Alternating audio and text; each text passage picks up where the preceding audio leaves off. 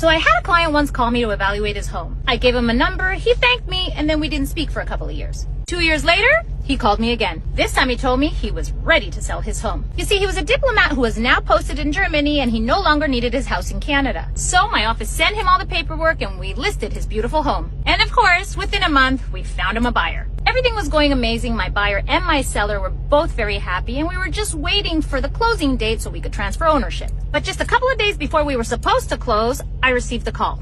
It was my client's wife. She was hysterical and in tears. And then she told me that her husband, the diplomat, had just died. He had died of a sudden heart attack. And yes, that was horrible. But then I was informed of an even bigger problem. The dead diplomat didn't have a will. And wait, it gets even worse. The diplomat's wife wasn't on the title of the home, meaning she had no right to show up to the closing and transfer ownership. So now we have a buyer who has nowhere to live and he already sold his condo. And we have a widow with a kid who does not have access to her dead husband's estate. And on top of that, I'm not getting paid. So I knew we had to fix this. I introduced her to a proper lawyer that was going to prove that she was the rightful heir to the estate. So the first thing that she had to prove in front of a judge is that her dead husband had no wills hiding somewhere. Once that was proven to be true, she also had to prove that there was no other person deserving of that estate. And once all that was taken care of, the judge finally gave his stamp of approval and gave her the rights to the estate. And that entire situation took over a year. And as for the buyer, we came up with a deal where he would move in and pay rent as a tenant, and all the rent paid would be deducted at the closing. At the end of all this, I finally got paid. And you say realtors don't deserve their commission?